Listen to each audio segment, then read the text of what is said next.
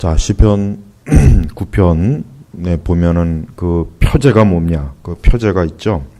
그러니까 어떤 시든 간에 우리 그 성경에는 이 그 시편 같은 경우는 그 시의 제목에 대해서 이제 나와 있어요. 보통 이거는 나중에 이제 성경의 편집자들이 한 거예요. 편집자들이 한 거니까 성경 시편 같은 경우는 읽기 전에 이 시편 그 다음 10번째 시편 같은 경우는 악인으로부터 구원을 구하는 기도 이렇게 나와 있잖아요. 그러니까 표제예요, 표제. 그러니까 한마디로 얘기하면은 그 시 전체의 제목, 핵심이 무언가를 제목으로 나온 거예요. 근데 9편에는 구원자 하나님께 대한 감사라 그랬죠. 구원자 하나님. 그러니까 시편 9편은 전반적으로 내용이 뭐냐면 악인으로부터 악한 자들로부터 그들로부터 어떤 해를 당하거나 억울한 일을 당하거나 곤란한 일을 겪거나 어려운 일을 겪거나 그들로부터 수치와 모욕을 당했을 때 드리는 기도. 그러면서도 그 하나님께서 그들로부터 구원하신 것에 대한 감사. 이게 시편 9편의 이제 내용이에요, 내용. 그래서 시편 9편을 가만히 읽어보면은 정말 이 표제 그대로 구원자 하나님께 대한 감사가 이 주 내용입니다. 자, 11절에 보면은 너희는 시온에 계신 여호와를 찬송하며, 그렇죠. 이 찬송은 오직 하나님의 자녀만 할 수 있는 게 찬송이에요. 이 찬송은 거듭나고 중생한 자들, 살아있는 자, 죽은 자는 숨을 쉬지 않죠. 죽은 자는 숨을 쉬지 않아요. 죽은 자가 숨을 쉬면 그게 오히려 무서운 거예요. 죽은 자는 조용히 해야 돼요. 죽은 자가 괜히 손가락, 발가락 숨 쉬고 있으면 그것만큼 무서운 게 어디 있어요. 그러니까 죽은 자는 숨을 못 쉬어요. 영적으로도 마찬가지예요. 영적으로 죽은 자는 하나님을 찬송할 수 없고 하나님을 높일 수가 없는 거예요. 그래서 여기 보니까 너희는 시온에 계신, 이 시온이 뭡니까? 시온. 천국을 얘기하는 겁니다. 천국이에요, 천국. 그러니까 이스라엘 백성, 유대인들은 궁극적으로 하나님의 보좌가 어디 있느냐? 시온에 있다. 그러면 신약의 관점에서 시온은 또 뭡니까? 천국입니다. 한마디로 얘기하면 하나님 나라에 계신, 또 더 쉽게 얘기하면 천국에 계신 여호와를 찬송하며, 그러니까 우리가 오늘 이러한 찬송을 하는 것도 결국은 뭡니까? 이 찬송도 사실 찬송 자체가 말 그대로 그 찬송을 받으시는 하나님을 대상으로 하는 거지, 우리는 찬송을 우리의 입맛을 하면 안 돼요.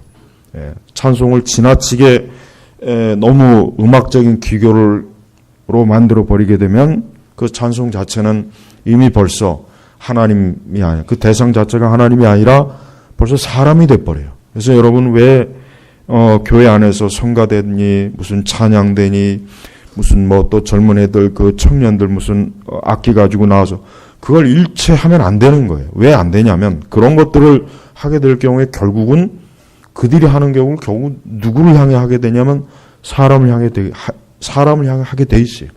그래서 교회 찬송은 어떤 시대의 유행을 따르지 않는 게 좋습니다. 가급적이면은 교회 찬송은 사람의 감정을 지나치게 자극하지 않는 게 가장 좋아요. 그래서 우리는 이 시편 찬송가 그런 의미에서 사실 좋습니다. 근데 거기에 너무 지나치게 음악적인 기교가 들어가나 악기가 들어가게 되면 어떻게 됩니까? 그거는 하나님을 찬양하기보다는 사람을 만족해 하고 또 사람을 즐겁게 하게 하고 또 사람의 입맛을 맞는 음악으로 변질이 돼버려요. 다 그렇게 흘러가게 됐어요. 그렇게 가게 돼 있단 말이에요. 안 그럴 것 같지만 그렇게 가게 됩니다. 우리가 보고 있는 교회 음악들이 다 그렇게 가지 않아요? 그래서 교회 음악은 말 그대로 영광스러운 보좌에 계신 하나님을 향해서 우리가 하는 거기 때문에 우리는 그 찬양 자체가 우리의 감성이나 우리의 음악적 분위기나 우리의 원하는 음악적 성향에 맞지 않는다고 해서 난 이런 찬송 싫어, 나 이런 거 부르고 싶지 않아, 좀 더 내 나이에 맞게, 좀 더 우리 시대에 맞게, 좀 더 젊은 층에 맞게 이렇게 거기에 목적에 둬버리면 어떻게 되느냐? 그러면은 지금 우리나라 교회뿐만 아니라 전 세계 교회들이 다 어떻게 됩니까? 전 세계 어느 교회를 막론하고 보면은 뭐 보수적인 교회, 개혁교회, 은사주의 교회, 복음주의 교회, 근본주의 거의 대부분 다 음악들을 보면은 전부 다 사람의 감각에 맞는 찬송으로 다 그렇게 해요. 다 그렇게 한다고요. 존 메가더의 그레이스 커뮤니티 교회도 거기도 그러더라고요. 거기도 그래요. 그러니까 보면은 그래요. 이 찬송과 찬양을 굉장히 우습게 여기니까 그런 거예요. 이게 굉장히 중요합니다. 설교 못지않게 중요한 게 찬송이에요. 그러니까 설교는 굉장히 복음적이고 잘하는데 음악은 개판이에요. 음악은 막 전문 애들이 나와서 악기 두드리고 막 북치고 일렉치고 장구치고 여러 사람이 쭈루루 나와가지고 유치원 애들처럼 같은 노래 딱 맞춰 입어가지고 그게 얼마나 유치합니까? 그 유치하지 않아요? 왜 교회가 그런 유치한 그런 짓을 하고 있는지 이해가 안 가는 거예요. 그러니까 우리는 어떤 일이 있어도 찬송은 어때요? 하나님에게 어울리는 것. 거룩하고 영광스러운 예배, 어울리는 찬송을 해야지. 어울리는 방식을 해야지. 하나님 앞에서 난잡하게 다 큰 여자들이 이상한 옷 입고 맞춰 입고 춤추고 장구치고 젊은 청년들은 음란한 옷 입고 화장하고 이거는 애굽의 예배 방식이란 말이에요. 그러니까 제발 우리나라 교회, 한국 교회가 개혁을 하게 되려면 교회 안에 있는 성가대, 찬양대, 악기 이런 전작 이런 것 싹 갖다 버려야 돼요. 그리고 앞에 나와서 하는 그 떨거지들, 그 찬양한다고 나와서 그 젊은 애들 나와가지고 뭐 10명씩, 5명씩 나와가지고 마이크 잡고 하는 그 찬양들, 그거 싹 없애버려야 된단 말이에요. 순수하게 전통 찬송가를 하든가 시편 찬송가로 바꿔야 돼요. 그래야 하나님께서 받으시는 거룩한 예배가 되는 것이고 하나님에게 어울리는 예배가 되는 것이고 하나님의 자녀들에게 어울리는 예배가 되는 거예요. 그걸 알아야 돼요. 우리는 자칫하면은 그런 것들은 좀 허용해도 되지 않는가? 그렇지 않습니다. 우리는 하나님에게 어울리는 것을 추구해야 돼요. 하나님은 존귀하시고 영광스러운 분이에요. 우리 주 예수 그리스도는 우리의 구원을 위해서 그분은 피 흘리신 분이에요. 고난받으신 분이에요. 그런 분 앞에서 우리가 어떻게 이 세상에 세속적이고 가볍고 천박하고 유치하고 그 더러운 음란한 그런 음악과 그런 방식으로 어떻게 하나님 앞에 나옵니까? 그런 어울리지 않는 것을 어떻게 하나님 기뻐 받으실 거야? 어떻게 그래 착각을 해요? 그러니까 절대 그러면 안 돼요. 설령 그런 것 때문에 교회 나오지 않아도 그래도 그런 거는 절대 포기하면 안 되는 거예요. 교회는 철저하게 하나님에게 어울려야 돼요. 교회가 하나님에게 어울리는 방식과 하나님에게 어울리는 말씀과 하나님에게 어울리는 그런 모양대로 우리가 주님을 섬길 때 하나님이 기뻐하는 거지. 그냥 그 시대 문화와 유행과 또 사람들의 감성에 맞춰서 이렇게 해도 하나님이 기뻐하실 거야. 그게 바로 자기 만족이란 말이야. 그게 바로 하나님을 제껴놓고 교회가 하나님 자리에 차지해갖고 사람을 예배하는 거예요. 그러니까 여러분 제발 분별해야 돼요. 제발 그걸 별거 아닌 거라고 생각하지 마세요. 그렇지 않습니다. 중요한 거예요. 그래서 우리는 하나님에게 어울리는 것, 하나님에 대해서 알아도 하나님에게 어울리는 것을 찾지 못하는 사람들이 많이 있죠. 교회도 마찬가지예요. 본질은 변하지 않되 주변은 괜찮다. 그거 거짓말입니다. 그거 잘못된 거예요. 본질이 중요하면 그 본질에 어울리는 것도 역시 중요한 거예요. 본질은 중요한데 나머지는 허용하자. 그게 굉장히 지혜로운 말 같지만 그건 교묘하게 본질을 파괴하는 겁니다. 우리는 본질, 신앙과 복음의 본질이 중요하면 그거에 맞는 걸 추구해야 돼요. 그 주변적인 것도. 찬송도, 예배 방식도 모든 걸 거기에 어울려야 돼요. 그리고 특히 요즘 이 교회들을 보면은 요즘 교회 건축들을 가만히 보면은 나는 이렇게 지어진 교회들을 가만히 보면은 저게 과연 하나님에게 어울리는 예배당일까? 저게 과연 성경에 어울리는 예배당일까? 그런 예배당이 없어요. 전부가 다 하나님에게 어울리지 않는 이교도들의 건축 방식으로 전부 다 지어버렸어요. 실용주의예요. 성경에 맞지 않는 그 건축 방식으로 예배당을 다 지었어요. 건축의 미, 무슨 예배의 미학, 뭐 이런 거 괜히 쓸데없는 거 찾아가지고 정작 하나님이 기뻐하시는 예배당이 아니라 아무리 봐도 저거는 애굽의 신을 예배하기 위한 예배당이에요. 애굽 사람들이 모여서 종교 행위를 하기 위해서 만들어진 예배당이지 저게 무슨 아무리 멋있고 아무리 현대적이고 아무리 세련돼도 나는 거기서 조금 더 기독교적인 요소, 하나님의 말씀, 진리의 요소, 거룩한 복음 이게 도대체 안 보여요. 우리는 그런 굳이 예배당을 건축하려면 꼭 그렇게 그런 걸 추구해야지 왜 전혀 애굽의 방식, 이방인의 건축 방식과 그 형태대로 왜 예배당을 짓냐 이거 그 많은 돈을 쳐들여 갖고 그 전부 다 그 건축 회사들이 만들어 놓은 미리 이미 다 설계해 놓은 거기에서 만드는 거란 말이에요.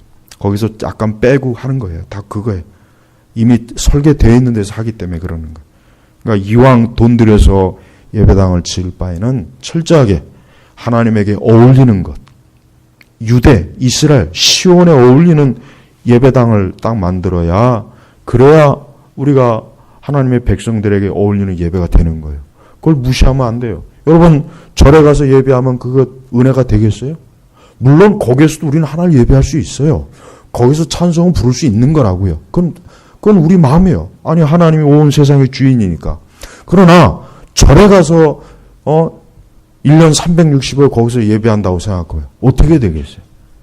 그건 어울리지 않는 거란 말이에요. 그러니까 절 두들겨 부시고 서로 예배당을 지어야죠. 안 그래요? 왜 그건 왜 생각 못하면서 왜 동일하게 똑같은 거란 말이에요. 그러니까 현대의 그 예배당은 기독교 신앙을 파괴하는 건축이지 건축 형태지 기독교 신앙을 세우는 건축 형태가 못 되는 거예요. 그러니까 제발 좀 교회가 예배당을 건축할 때는 철저하게 신약과 구약, 성경적 예배당, 하나님에게 어울리는 그런 예배당을 만들어야 된다. 그냥 멋있게만 만들려고 그러죠. 멋있고 세련되고 그냥 요즘 사람들이 좋아하는 그런 형태, 덕지덕지 다 들여보내가지고 그게 무슨 예배당입니까? 우리는 그 형식도 중요한 거예요. 우리가 자꾸 내가 반복하지만 본질만 중요하게 여기면 안 돼요. 본질도 중요하지만 형식도 중요한 거예요. 여러분 왜 교회가 복음주의 교회들이 왜 타락했느냐? 형식은 중요하니까 형식은 지키자. 그러나 나머지는 괜찮다. 근데 시간이 가다 보니까 결국은 그 주변적인 것들이 본질도 다 헤쳐먹는 거예요. 다 무너뜨리는 거예요. 얼마나 이게 중요한 건지를 모르고 그렇게 그러니까 모든 걸 우리는 교회의 모든 것, 우리의 신앙, 우리의 모든 것들이 다 하나님에게 어울리고 말씀에 근거하고 거룩한 복음에 어울리는 거야지. 뭐 요거 하나만 지킨다고 해서 다른 건 괜찮아. 괜찮긴 뭐가 괜찮아. 그것 때문에 결국 교회가 다 애굽의 이교도들의 더러운 세상의 영에 다 타락하는데. 그러니까 제발 여러분 우리는 잘 인식해야 돼요. 자칫하면 속아요. 자칫하면 저 세상의 교묘한 속임수에 넘어가요. 요거는 괜찮아. 요것만 잘 지키면 나머지는 괜찮아. 그렇지 않습니다. 마귀가 그렇게 호락호락하게 그렇게 뭐 교회가 뭐 그렇게 마음대로 하게 놔둘 것 같아요. 결국은 본질이 다 깨지는 거야. 다 깨지는 거야. CCM이 들어오고 세상적 방식이 그런 문화가 교회에 들어오면은 설교도 변질이 될 수밖에 없어요. 그렇게 될 수밖에 없다니까요. 그렇게 됩니다. 시간이 가면. 이건 다 증명이 된 거예요. 그러니까 말씀을 바르게 선포되길 원한다면 교회 안에 모든 주변적인 것까지도 하나님 말씀에 어울리게 하라고요. 어울리게. 어울리게 해야지. 이거는 괜찮고. 옛날 그 일제시대 때 보면은 사진들 보면은 위에는 양복 입고 밑에는 한복 입은 사진들이 많아요. 그 해방 때 이렇게 보면은 위에는 한복 입고 밑에는 위에는 양복 입고 밑에는 조걸 입었어요. 그게 어울립니까? 그게 촌스러운 거지. 한복으로 다 입던 양복으로 다 입던 양복 입었는데 신발은 집신을 신고 있어요. 그 옛날 그 일제시대 때 그 해방 전후의 그 사진들을 보면은 그 당시 복장들이 도대체가 실체가 없는 복장이에요. 이게 조선의 옷인지 서양 옷인지 그냥 막 중구난방으로 이렇게 입은 거예요. 뭐 어쩔 수 없이 그 시대가 그러니까. 근데 교회가 그래요. 교회가 보면은 이 세상에 유치하고 더러운 것을 잔뜩 처발랐어요. 또 꽤나 멋있는 줄 알고 있는데 영적으로 보면은 웃기는 거예요. 우스운 거예요. 왜 그러냐 왜? 우리는 철저하게 영적으로 이스라엘의 영적 풍속과 이스라엘에게 어울리는 걸 우리가 취해야지. 왜 애굽, 로마, 헬라, 왜 그 우상과 더러운 것들의 문화와 왜 그런 것들을 교회에다 끌어놓고 우리가 이렇게 멋있게 해놨으니까 사람들이 올 거야. 사람들이 좋아할 거야. 세상 사람들이 좋아할 거예요. 잠깐은 좋아하겠지만 시간 지나면은 이 교회는 절대 세상의 유행에 이겨낼 수 없습니다. 이 세상은 시간 단위로, 초 단위로 문화가 바뀌어요. 근데 교회가 그걸 어떻게 무슨 수로 그걸 따라가요? 못해요. 절대 못하는 거예요. 그러니까 교회는 모든 것이 이스라엘, 영적인 이스라엘, 하나님의 백성에게 어울리는 것, 그걸 추구해야 교회가 참된 교회가 되는 겁니다. 그래서 우리는 찬송도 그렇습니다. 우리는 여기서 말하는 찬송이 요즘 교회들이 얘기하는 그런 CCM이나 복음성가나 그 출처도 알 수 없는 이상한 그 말도 안 되는 그런 음악. 어떤 교회들은 또 자기네들이 막 찬송을 작사 작곡해서 해요. 난 그건 더 이상해요. 그건 더 이상해요. 제발 그 짓을 하지 말았으면 좋겠어요. 찬송이나 찬송 이 곡은 아무나 하는 게 아니에요. 그건 음악 콩나물 따가리 몇 개 좀 안다고 해서 하는 게 아니란 말이에요. 깊은 신학과 성경을 알아야 찬송 작곡도 할 수 있는 거고 작시도 할 수 있는 거예요. 그래서 우리는 그저 아무나 그냥 되는 대로 제대로 알지도 못하는 사람이 이상한 찬송 만들어 갖고 막 부르고 그러죠. 그건 아주 역겨워요. 그러니까 그런 거 부르지 말고 그냥 전통 찬송가, 이미 검증된 거, 이미 수백 년 동안 검증된 이런 찬송가를 부르란 말이에요. 이런 찬송가. 왜 그 말도 안 되는 이상한 곡들. 그런 교회들은 다 거의 이단들 보면은 자기네들 찬송가를 만들어 갖고 막 불러요. 그 들어보면 벌써 이단스러워요. 하여튼 이단은 아무리 예쁘게 포장해도 이단스러워요. 사이비. 딱 보여지는 거예요. 그러니까 제발 시온에 계신 하나님에게 찬송하려면 그 하나님에게 어울리는, 그 시온에 어울리는 찬송을 해야 되는 거예요. 그래서 우리가 이런 시편 찬송가와 이 전통 찬송가를 고집하는 이유가 뭐냐? 이게 하나님에게 어울리기 때문에 그러는 거예요. 우리가 아무리 복음성가나 CCM이 듣기 좋고 아름답고 내 마음을 막 울리고 굉장히 막 감성적으로 좋아도 그거는 하나님의 성령께서 기뻐할 수 없는 것들이 너무 많기 때문에 우린 그런 걸 부르지 말란 말이에요. 더 좋은 것을 부르라고. 더 좋은 것. 우리는 하나님 앞에 드릴 때 더 좋은 것을 드려야지. 하나님 앞에 찌꺼리, 먹다 남은 거, 쓰다 남은 거 하나님 앞에 드립니까? 그럴 수는 없잖아요. 찬송도 마찬가지. 우리는 하나님에게 어울리는 것, 거룩한 것을 찬송해야지. 하나님의 그런 세상의 더러운 음악을 가지고 주여 영광을 받으시옵소서 한다는 건 그건 하나님 오히려 더 모욕하는 거. 하나님에게 모독을 주기 위한 짓이에요.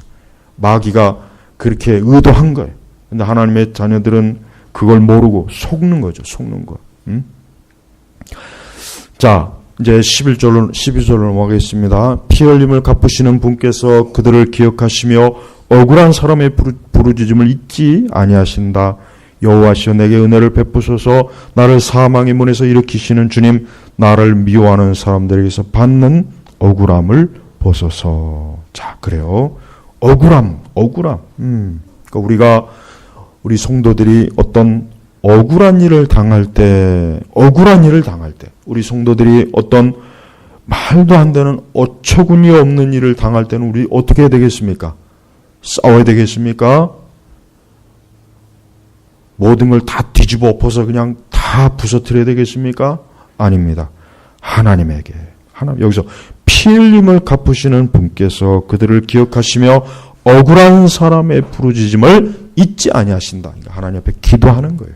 여러분, 우리는 우리 자신과 이 세상의 염려와 근심하는 일로 쓸데없이 시간 낭비하거나 그 시간을 한탄하거나 그러지 말고, 그럴 시간 있으면은 살아계신 하나님, 시온에 계신 하나님에게 기도하면 됩니다.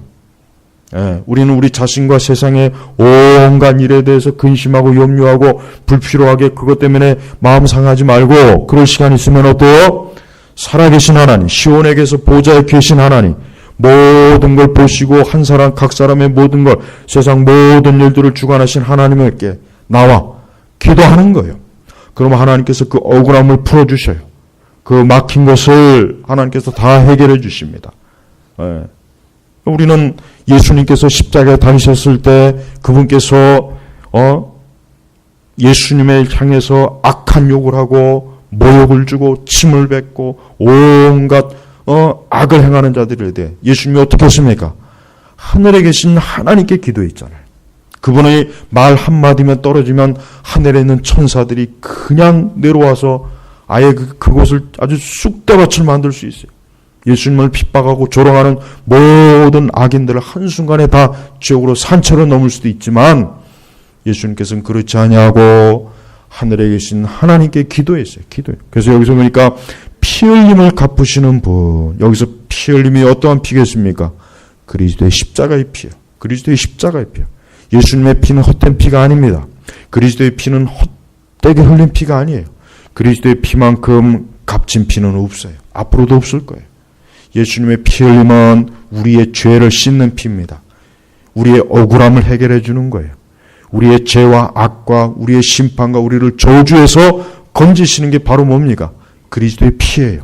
그래서 그리스도의 피는 헛된 피가 아니에요. 그래서 하나님께서는 진짜 그리스도의 피에 대해서 다 갚아주셨어요. 마지막 때 보니까 이 세상 끝나는 날에는 그리스도를 핍박하고 교회를 핍박하고 악을 행하고 하나님을 대적한 자들을 전부 다 하나님께서 다 원수를 갚아요. 하나님이 다 갚으시는 거예요. 그러니까 여러분, 우리 성도들은 어떠한 일이 있어도 우리가 억울하거나 우리가 난처한 일을 겪거나 우리가 행여라도 말도 안 되는 일은 그런 피해를 입었을 때 우리는 살아계신 하나님께 나오면 돼요. 여기서도 명백하게 어때요? 억울한 사람의 부르짖음을 잊지 아니하신다 그랬잖아요. 잊지 아니하신다. 하나님 기억하는 거예요. 하나님 기억하는 거예요. 하나님 그걸 꼭 기억했다가 우리의 모든 억울한 일을 뭡니까? 다 갚아주시는 거예요. 철저하게 갚아주시는. 또 여호와시여 내게 은혜를 베푸소서. 나를 사망의 문에서 일으키시는 주님, 나를 미워하는 사람들에게 받는 억울함을 보소서. 우리를 미워하는 자들이 많죠. 살다 보면은 나를 미워하는 사람이 있어요. 나를 적대시하는 사람도 있고, 괜히 나에게 시비를 걸고 나를 공연히 해를 주려고 하는 사람들이 있어요. 그런 사람들을 볼 때 어떻게 해야 됩니까? 역시 그런 사람들을 볼 때도 어떻게 해요? 하나님 앞에 가면 돼요. 하나님 앞에 그들을 데리고 가요. 기도로 데리고 가란 말이에요. 기도로. 또 멱살을 잡고 또 교회로 끌고 오지 말고 기도로 하나님 앞에 그들을 데리고 가는 거예요. 기도로 데리고 가요. 특히 여기서 사망의 문, 이 사망의 문은 뭡니까? 죽고 싶을 정도로 큰 환난과 고난을 말하는 거예요. 그러니까 우리 인생에 살다 보면 죽고 싶을 정도로 정말 차라리 죽는 게 낫겠다 싶을 때가 있어요. 사람이 살다 보면 그럴 때가 있어요. 그러니까 그런 때를 이기지 못해서 자살도 하잖아요. 왜 자살하겠습니까? 진짜 죽고 싶을 만큼 차라리 죽는 게 더 낫겠다 싶을 때가 있단 말이에요. 사람이 살다 보면. 그럴 때 어떻게 됩니까? 우리 성도는 자포자기합니까? 낙심합니까? 원망합니까? 세상과 자기 자신을 저주합니까? 아니에요. 바로 뭡니까? 은혜. 여호와시여 내게 은혜를 베푸소서. 은혜를 베푸시는 하나님 앞에 나오는 거예요. 이게 비결이에요. 이게 비결.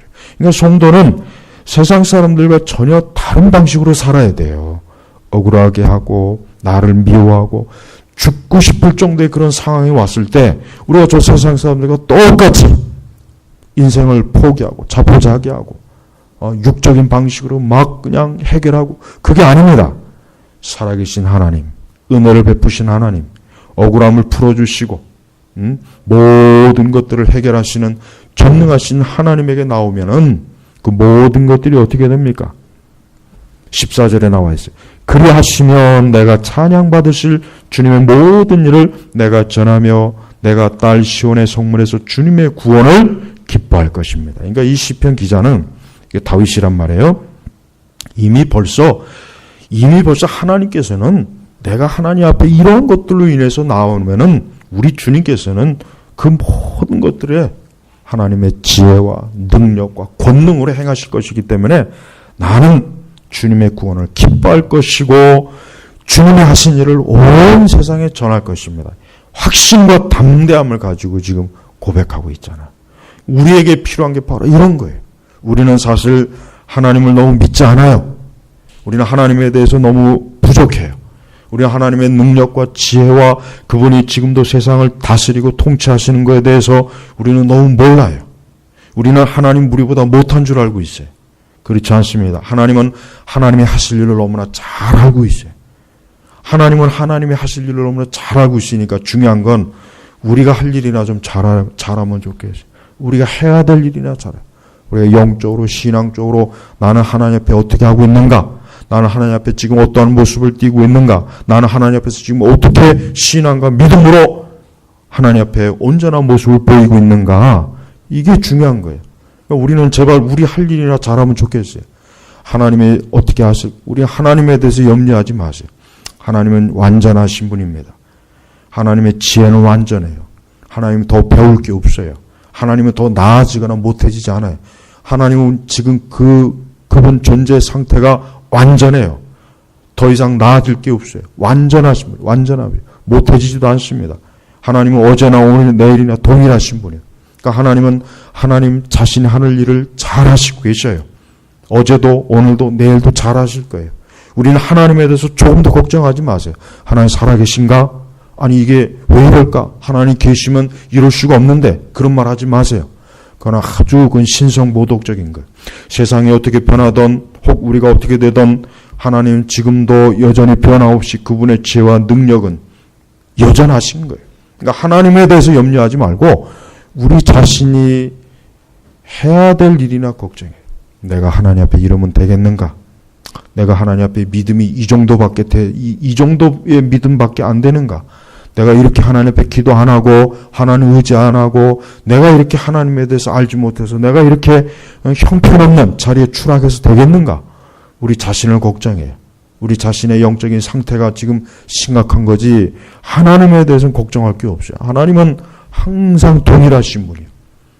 우리가 하나님에 대해서 제대로 몰라서 항상 우리가 늘 문제지 하나님에 대해서 우리가 알아야 될 만큼 안다면 어떤 것도 우리는요 눈꼽만한 것도 우리는 걸리적거릴 게 없어요. 우리는 그 자체로 모든 일에 있어서 믿음으로 승리하고 죄를 이기고 불확실한 것 같고 수많은 죄악들이 나고 수많은 문제들이 있는 세상일지라도 하나님의 관점으로 세상을 보면 아무것도 아닙니다. 아무것도 아니에요. 두려워할 거 염려할 게 없는 거예요. 문제될 게 없는 거예요. 그만큼 우리가 하나님에 대해서 모르는 거예요. 그만큼. 문제는 항상 우리에게 있는 거지 하나님에게 있지 않습니다. 문제는 절대 말씀에 있지 않아요. 말씀도 우리가 몰라서 문제가 되는 거지 우리가 말씀을 진짜 제대로 잘 알고 믿는다면 그것만 가지고도 얼마나 든든합니까? 그렇지 않겠어요? 그러니까 제발 여러분 하나님에 대해서 염려하지 마세요. 15절 넘어가니까 민족들이 자기들이 만든 함정에 빠지고 자기들이 몰래 쳐놓은 그물의 발에 걸렸다. 여호와께서는 그 행하시는 심판으로 자신을 알리시며 악인은 스스로 행한 일에 걸려든다. 여러분 지금 우리나라 상황이 참 안 좋죠. 우리나라 상황이 안 좋은데 저는 그런 생각을 해요. 재작년부터 우리나라가 참 이게 지금 엉망진창이 되고 있고 지금도 그렇게 되고 있지만 저는 항상 기도하는 게 있어요. 악인이 자기 꽤 넘어지게 해달라. 자기가 파놓은 함정과 자기가 쳐놓은 저 교수대 자기들이 목을 달고 죽게 해달라. 망하게 해달라고. 여기 말씀에 악인은 스스로 행한 일에 걸려든다. 지금 서서히 걸려들고 있죠. 여러분 우리나라가 지금 상태가 안 좋아요. 지금 저 문재인이가 완전히 그냥 나라를 거덜내고 있어요. 지가 잘못해놓고서 꼭 사고는 지가 다 쳐놓고서 뭐 경제가 어떻다. 지가 지금 다 이 나라를 완전히 개판으로 만들고 있잖아요, 지금. 뭐 하나 제대로 할 줄도 모르고.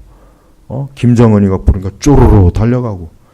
국군 통수자 되는 인간이 그거 대비책도 안 세워놓고 거기 가서 그 짓하고 저게 정상입니까? 저게? 이젠 좀 좌파 문재인을 지지하는 인간들은 본인들이 얼마나 바보 멍청인가를 좀 알아야 돼요. 어떻게 사람이 어떻게 지금 같은 세상에서 어떻게 공산주의, 주체사상, 좌파, 사회주의 어떻게 이런데 사람이 빠집니까? 아무리 돌대가리라도 난 상식적으로 이해가 안 돼요. 상식적으로 이해가 안 되는 거예요. 아니 지금 같은 세상에 어떻게 저런 걸 추종하고 있냐 이거. 응? 내가 어제도 뉴스타운에서 방송했지만 그 태양호 공사의 책 읽어봐요. 거긴 사람 살 때가 아니란 말이에요. 사람 살 때. 이대로는 못 살겠다. 태양호 공사가 왜 탈출을 결심했냐. 이대로는 못 살겠다. 이대로는 도저히 사람으로서 이대로는 살 수가 없다. 그래서 결국 탈북한 거란 말이에요. 근데 저런 세상을 추종하고 저런 세상을 좋다고 손잡고 저런 세상을 지금 이 대한민국을 만들려고 하는 저 저일당들을 아직도 지지하고 이 교회에서조차도 아직도 저런 자들을 위해서 축복을 비는 거 이게 말이 안 되는 거잖아요. 응? 그러니까 정신을 좀 차려야 돼. 그러니까 우리 성도들은 이 말씀처럼 여러분 세상의 민족들 별거 아니에요. 다 하나님의 손에 있는 것. 이사야는 그 민족들 하나님의 통에는 물 한 방울밖에 안 되는 것들이에요. 큰 거 대단할 거 없어요. 중국이든 미국이든 어떤 나라든 하나님 앞에서는 보잘것없는 거예요. 우리 민족이 예수 그리스도를 믿고 하나님을 잘 믿으면 우리 민족이 강해지는 거예요. 영국 보십시오. 영국. 저 쥐꼬리만한 영국이 저 중국을 가지고 놀았어요. 인도 170년을 영국이 지배했어요. 그 시기가 언제입니까? 그 시기가 빅토리아 시기예요. 영국이 가장 복음과 신학이 왕성할 때였단 말이에요. 그 조그만 나라가 전 세계를 다 지배했어요. 우리는 그걸 꼭 정치적, 경제적 관점으로 보지 마세요. 영적으로도 봐야 돼요. 하나님께서 그들에게 그런 다스릴 수 있는 권한을 주시는 거예요. 하나님이 주시지 않으면 어떻게 받습니까?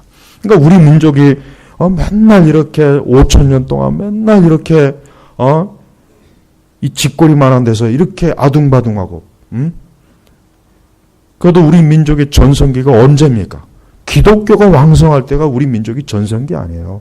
5,000년 내내 아무것도 못하다가 이승만 대통령이 기도로 개헌하고 기도로 시작한 이 나라가 번성했잖아요.